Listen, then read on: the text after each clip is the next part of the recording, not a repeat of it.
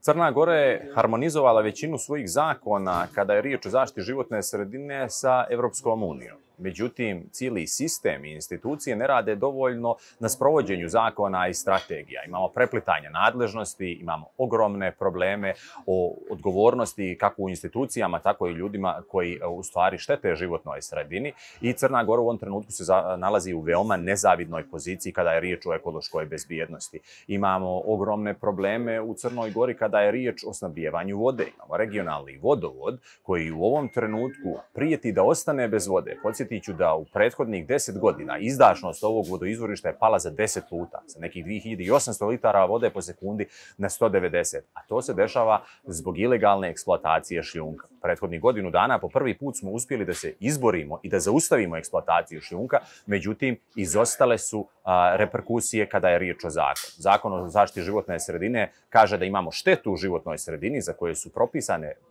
veoma velike zakonske kazne preko 5 godina zatvora, međutim, do sada nije bilo presuda u ovim slučajevima. U slučaju da ne zaustavimo i da se nastavi sa eksploatacijom šljunka, kada je riječ o nacionalnoj bezbjednosti, u Crnoj Gori neće biti dovoljno vode da naše primorje i turistička sezona od koje mi zavisimo preživi. 65% teritorije Crne Gore pokriveno je šumama. Imamo ogromne probleme kada je riječ o klimatskim promjenama, dugim periodima suše koje uništavaju šume kroz šumske požare.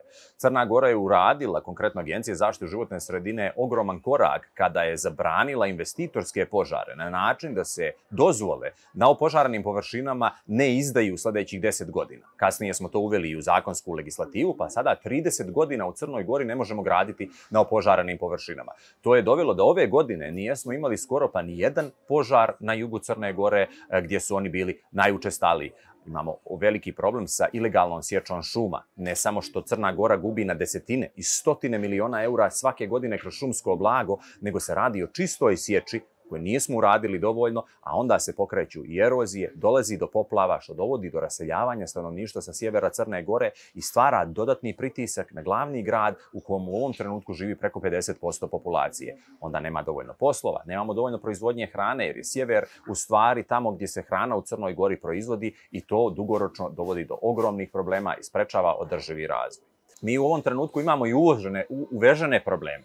Dva problema koja bih naveo su problem koji imamo direktno sa Albanijom i oni su izgradili brojne mini hidrocentrale na rijeci Cijem, koja snabdija vodom našu Malesiju, Tuzi, taj dio Crne Gore i poljoprivrednici jednostavno kroz godinu ili dvije neće imati dovoljno vode da navodnjavaju svoja imanja. Imamo problem sa Bosnom i Hercegovinom gdje se planira izgradnja velike mini hidrocentrale Vuk Bijela gdje nije konsultovana Crna Gora.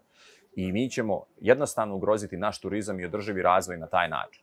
I Crna Gora izvozi ekološke probleme koje su direktno vezane za bezbjednost, u ovom slučaju energetsku, jer naše rijeke kao što su Ibar, Lim ili Tara u Bosnu i Hercegovinu i Srbiju izvoze na stotine hiljada tona smeća svake godine koja sprečava rad njihovih velikih hidrocentrala i samim tim ugrožava energetsku bezbjednost. Region je povezan na toliko načina, a ekologija i zaštita životne sredine su definitivno nešto na čemu treba da radimo svi zajedno kako bismo spriječili negativne promjene. Jedan od problema u Crnoj Gori je nekažnjivost.